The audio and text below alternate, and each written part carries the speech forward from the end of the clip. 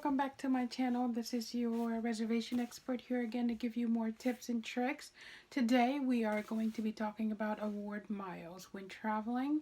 So when it comes to award miles, my experience with them is I do see a lot of people who used award miles for trips. Like if you're going domestic, let's say you're just going from New York to Atlanta and you want to just blow up all of your points and use them for that. I would strongly advise not doing that. The reason being, with award points, they're worth a lot more than you actually think. So if a trip from Atlanta to New York is going to cost you just like say $100, go ahead and buy that ticket and earn miles off of that trip. If you Let's say if your family takes international trips for vacation, or maybe you want to take your whole family for a vacation and that ends up costing you a lot, I would strongly advise using your points for that, because the more you accumulate them, the more you're able to use them for bigger trips, like a maybe once in a lifetime vacation that you and your family take to this amount of miles.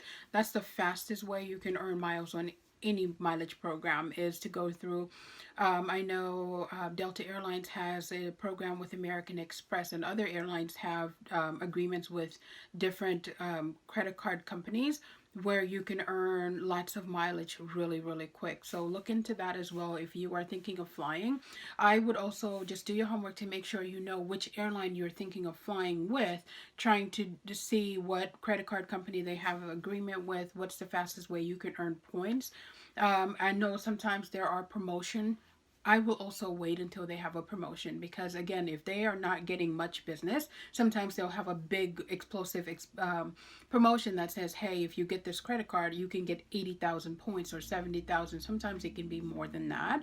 Wait until they have a promotion. Keep calling until, or go on the particular airline's website until you see a promotion that has 70,000 miles or more.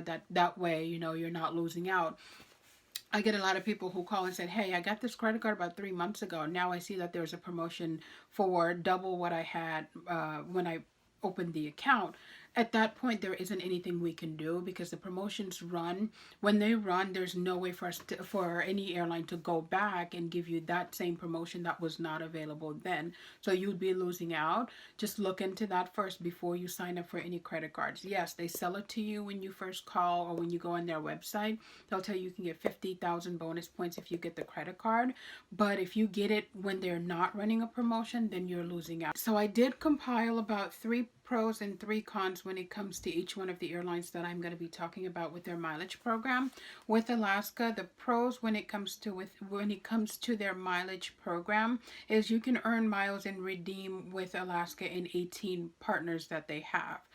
I don't have the 18 partners, but if you guys are interested, I can definitely go ahead and put it in the link below. You can earn miles through numerous hotels and car rental programs that they also have. You want to go on their website to see which partners those are, or call them directly to get more information on that. They also have a flexible redemption option for flights, so it's pretty easy to use those points for flights. You're not going to get, hey, you can't use it for this flight, or no, this is not a good day. And pretty much it does not seem like they have blackout dates. When it comes to blackout dates, you want to keep away from a mileage program that has blackout dates, only because with your points, you're earning them because you're using your hard-earned money to buy that ticket. So it's not by any means free points they're just giving you. So when it comes to using those points, you want to make sure that there are no limits. They're not telling you, oh, yes, these are your points, but you cannot use them in January or December when you truly need them. So you want to make sure your first option when looking for a points program is an airline that does not have blackout dates. Now, actually, I think I spoke too soon. Alaska Airlines does have blackout dates. They do have blackout dates that does apply. They also have seating on reward tickets are limited, unfortunately, so which sucks. What that means is, if they are selling 150 seats on that plane, they will only allocate about 20 for award tickets, which sucks, because even though seats are still available on that flight, you can outright put in your credit card and purchase that ticket. You're not able to use reward points that they told you you could. Account and mileage can expire after 2 years of inactivity. So if you're not flying with them, if you're not purchasing tickets, if you're not doing anything with Alaska Airlines for a period of 2 years, they will unfortunately close your account and you will lose your miles. I wouldn't say lose your miles, because once those miles are gone, they do charge you a fee to bring it back. I mean, to open up and reactivate your account, which sucks because it's your miles, your account. Why should you have to pay to get it back? It should not have to expire at all, since you are earning these points by, buying tickets from them as a loyal customer. Hopefully that's something that can change in the future. I unfortunately do not know. Now, when flying, you do accrue miles based on the distance flown, or 500 miles, whichever one is greater. So if you are flying from point A to point B and it's less than 500 miles, they will still give you 500 miles. But if your flight is more than 500 miles, then you earn that greater amount, which is good. I like that program. Now, award tickets are non-refundable. However, mileage can be redeposited. The ticket can be canceled, but it does carry a service fee. The service fee, unfortunately, is not listed on their website. Hopefully, this is something they can disclose to you before you purchase that award ticket. Now, the fee is waived for their Gold MVPs and their MVP Gold 75,000 members only. So that was all the information that I could find from Alaska Airlines Rewards Program. The next program I want to talk about, which is number 2 in the charts for best rewards program, is Delta Airlines. Now, their program is called Delta Sky Miles Program. Now, Delta Sky Miles Program is convenient for frequent flyers based in the United States cities like Atlanta, Detroit, Los Angeles, Minneapolis, and Seattle, as well as passengers who often fly back and forth to New York City. Now, by becoming a SkyMiles member, you will earn miles based on how much you actually pay for that ticket. Now, when I say how much you pay for the ticket, I don't mean the full amount. If you pay $560, now that $560 does include taxes, you are not earning points based on those taxes and fees. That does not go to Delta Airlines. So if the base amount of your ticket, meaning if Delta Airlines only received $300 from that $560, that's what you're earning points on, the 300 and whatever dollars. You're not getting the taxes. You're not earning points from those taxes because Delta Airlines does not get that money. It goes to the government. You're paying taxes on your ticket.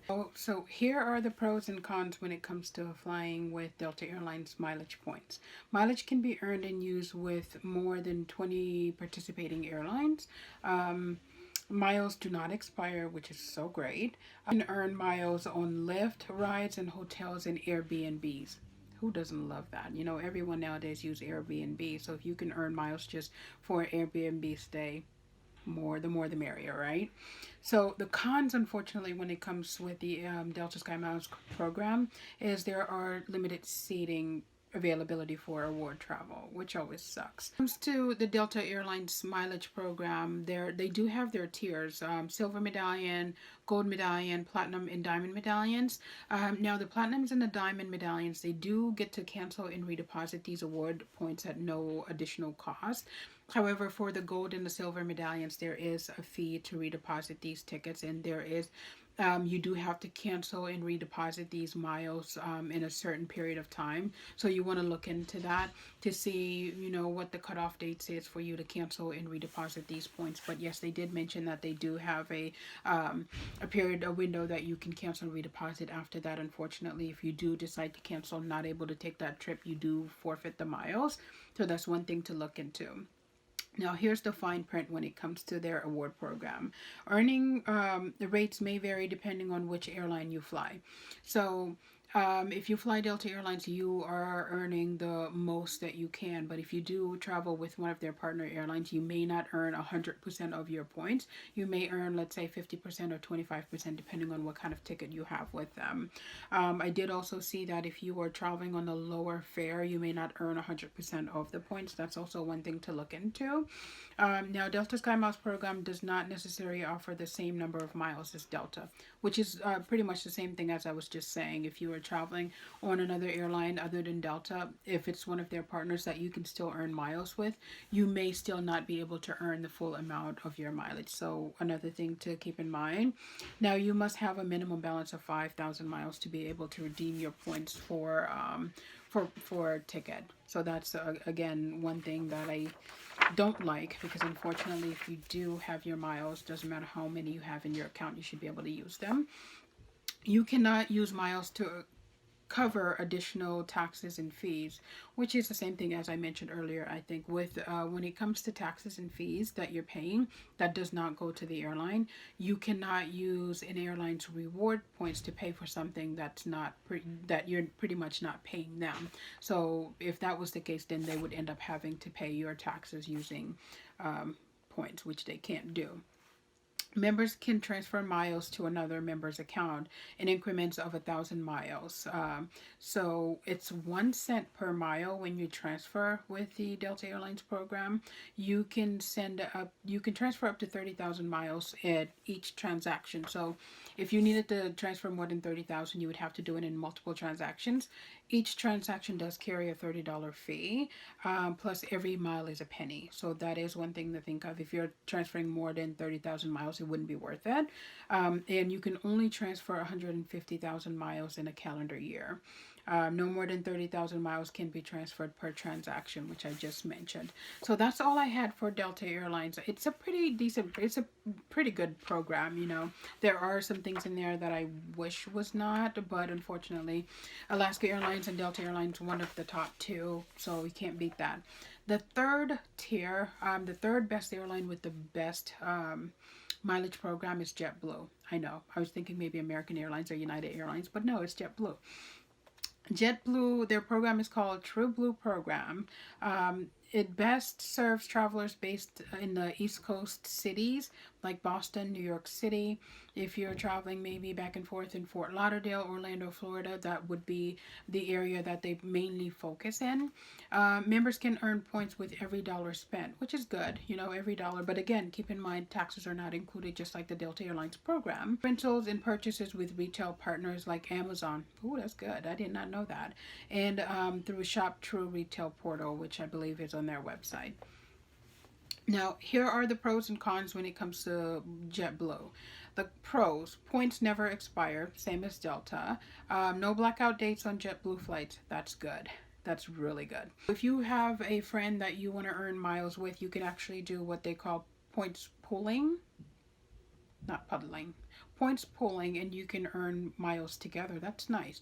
But if I had that with a friend, honey, I would earn that with you and I would take those points and run. So don't do that with me if you know me. The cons when it comes to their rewards program. Blackout dates may apply on partner airlines. I guess it's not with them, it's just with their partner airline. So if you're traveling with one of their partners, you may not be able to fly on the date that you actually need to fly. So flies fewer destinations than larger airlines. That's to be expected. You know, JetBlue is not one of the bigger airlines, so it's to be expected that they do not fly a lot of destinations. Program only offers one elite membership tier. Okay. Again, smaller airline, that's to be expected. Though you can earn points through air travel, hotel stays, and their credit card, you can only use the points to book flights. That sucks. You know, you should be able to use it for car rentals and hotel stays, but unfortunately you can't. You can only use their rewards points to book airfare. Now, here's their fine print. Points cannot be used for government taxes. Again, that's a given. We already know that. Points may not be redeemed for cash. Okay. Any changes or cancellation is subject to standard change fees and cancellations. Okay. I think that's every airline. I don't think you can change or cancel for free unless you are one of their elite members who fly with them on a regular basis. The number of points required for a participating flight may change.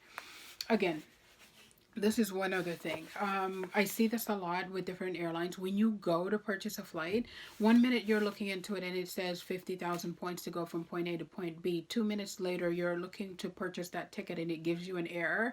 Once you go back in, you're looking at 70 or 80,000 miles. Unfortunately, that's what they're saying, that they do not guarantee the mileage amount needed for a flight until you actually purchase and hit that button and create a ticket number. Once you have a ticket number, you can actually go back in and say, I purchased it for this amount, but it took this amount out of my account. But unless you purchase it, they're not going to guarantee it. So unfortunately, that's not good, because anything can happen. Websites crash, internets go down, anything can happen, and then you're looking at paying more for something that you saw cheaper 2 minutes ago. Alrighty guys, so that's what I had with the mileage program. I do hope you liked this video. If you did, give it a thumbs up. Please do not forget to subscribe, and thank you for supporting if you did already subscribe.